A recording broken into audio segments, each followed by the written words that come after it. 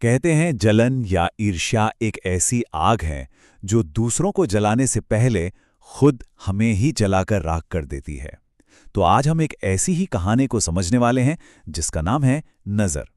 ये कहानी दिखाती है कि कैसे जलन की ये आग किसी को भी बर्बाद कर सकती है। कहानी की शुरुआत होती है आधी रात से, ठीक 2:47 पर। जगह है एक बहुत ऊंची इमारत की 27वीं मंजिल। ये माहौल कहानी में शुरुआत से ही एक सस्पेंस और एक अजीब सा अकेलापन भर देता है। अब मिलते हैं कहानी के मेन कैरेक्टर अनिल मल्होत्रा से। एक ऐसा आदमी जिसके पास कहने को तो सब कुछ था, दौलत, शोहरत, कामयाबी, पर उसके अंदर एक जलन की आग थी जो उसे अंदर ही अंदर खाए जा रही थी। बाहर से देखने पर अनिल मल्होत्रा एक कामयाब इंसान की जीती जागती मिसाल था। वो अपनी हर कामयाबी का सेहरा सिर्फ और सिर्फ अपने सर पर बांधता था। और यहीं से कहानी का असली टकराव शुरू होता है। देखिए, एक तरफ अनिल के हाथ से बड़े बड़े प्रोजेक्ट्स निकल रहे हैं और उसकी सफलता का ग्राफ नीचे जा रहा है, तो वहीं दूसरी तरफ उसका कॉम्पिटिटर नमन अग्रवाल एक के बाद एक हर कॉन्ट्रैक्ट जीत रहा है। और बस यही बात अनिल की जलन की आग में घी का काम करती है। ये जुनून, ये जलन अनिल को इस हद तक ले जाती है कि उसे लगने लगता है कि ये सब नमन की लगाई हुई बुरी नज़र की वजह से हो रहा है, और एक बिजनेस प्रॉब्लम का हल ढूंढने के लिए वो अंधविश्वास के रास्ते पर चल पड़ता है, एक ऐसा रास्ता जिस पर वो कभी यकीन नहीं करता था। तो अनिल की ये जो बेबसी थी वो उसे अपने आलीशान बोर्डरूम से निकालकर एक बहुत ही अंधेरी और खतरनाक जगह ले जाती है, शमशान घाट, जहां एक सौदा होना था। उसका ड्राइवर गणेश उसे बुरी नज़र की ताकत के बारे में बताता है। वो कहता है कि एक ताकतवर नज़र तो पत्थर को भी तोड़ सकती है, और वहीं उसे एक अघोरी बाबा के बारे में बताता है, एक तांत्रिक जो शमशान में रहता है और इस नज़र को उलटने का एक शक्तिशाली अनुष्ठान कर सकता है। और फिर आधे रात को जलती चिताओं की महक के बीच अनिल उस अघोरी से मिलता है। अघोरी अनिल की आंखों में बदले की आग साफ साफ देख लेता है और उसकी मदद करने के लिए तैयार हो जाता है। वो शमशान की मिट्टी और चिता की राख से एक छोटी सी गुड़िया बनाता है। अघोरी अनिल को कुछ नियम बताता है, कुछ बहुत खास हिदायतें देता है।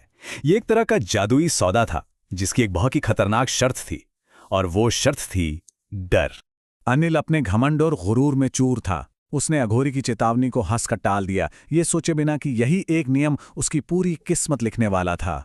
और फिर वो श्राप काम करना शुरू कर देता है। अनिल की किस्मत ऐसी पलटती है कि वो आराम से बैठकर अपने दुश्मन को बर्बाद होते हुए देखता है। कुछ ही हफ्तों में नमन के साथ सब कुछ गलत होने लगता है। उसके प्रोजेक्ट्स फेल हो जाते हैं, कंपनी को भारी नुकसान होता है, यहां तक कि उसका एक भयानक कार एक्सीडेंट भी हो जाता है, बिल्कुल वैसा ही जैसा अघोरी ने कहा था। और सिक्के का दूसरा पहलू भी काम करने लगता है। जैसे जैसे नमन बर्बाद होता जाता है, अनिल की कामयाबी और दौलत उसकी सोच से भी ज्यादा तेजी से बढ़ती है। वो नए कॉन्ट्रैक्ट्स जीतता है, एक बड़ा बंगला खरीदता है, और उसका हर काम सफल होता है। लेकिन किसी और की बर्बादी पर खड़ी की गई कामयाबी की नींव बहुत कमजोर होती है। जल्द ही अनिल के साथ अजीब अजीब घटनाएं होने लगती हैं जो अघोरी के उस एक नियम को आजमाने वाली थीं। अब असली खौफ का खेल शुरू होता है। एक रात अनिल उस मिट्टी की गुड़िया को अपने कमरे में खुद ब खुद हिलते हुए देखता है, और वो ये सोचने पर मजबूर हो जाता है कि जो वो देख रहा है वो सच है या सिर्फ उसके दिमाग का कोई वहम। फिर उसे एक बहुत बुरा सपना आता है। सपने में नमन उस पर मुस्कुराता है और कहता है, ये ज्यादा दिन नहीं चलेगा, जादू जरूर पलटेगा। उस रात पहली बार अनिल की नींद डर और ठंडे पसीने से खुलती है। फिर एक रात ठीक उसी वक्त, रात के 2:47 पर, यानी जब ये कहानी शुरू हुई थी, उसके ऑफिस में खौफ का मंजर और भी भयानक हो जाता है। ऑफिस की लाइटें टिमटिमाने लगती हैं और वो देखता है कि उस गुड़िया का सिर धीरे धीरे अपने आप घूम रहा है। ये देखकर अनिल के अंदर ऐसा खौफ बैठता है कि वो अघोरी की सबसे जरूरी चेतावनी भूल जाता है। वो डर जाता है, बुरी तरह डर जाता है।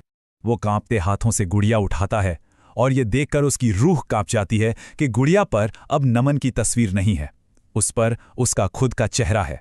और तभी कमरे में अघोरी की आवाज गूंजती है, मैंने कहा था अगर डरोगे तो जादू पलट जाएगा। वो श्राप पलट चुका था, और इसके बाद जो हुआ, जो तबाही आई, वही इस कहानी का आखिरी और सबसे डरावना सबक है। अनिल की बर्बादी नमन की बर्बादी से कहीं ज्यादा तेज और भयानक थी। सिर्फ 1 महीने में उसकी कंपनी दिवालिया हो गई और तीसरे महीने तक वो सड़क पर भीख मांगने के लिए मजबूर था। सब कुछ खत्म हो चुका था। और फिर एक दिन जब अनिल सड़क पर बेसहारा बैठा था तो उसके सामने नमन आकर खड़ा होता है। वही नमन जिसे उसने बर्बाद करने की कोशिश की थी। लेकिन नमन की आंखों में गुस्सा नहीं, बल्कि एक अजीब सी शांति थी। नमन उसे कहानी का सबसे बड़ा सच बताता है। वो कहता है, तुम्हें किसी और ने बर्बाद नहीं किया अनिल, ये सब तुम्हारी अपनी नज़र का असर है। मतलब असली विनाशकारी ताकत वो गुड़िया या श्राप नहीं, बल्कि अनिल की खुद की जहरीली जलन और उसका नज़रिया था। और आखिर में अनिल अकेला रह जाता है।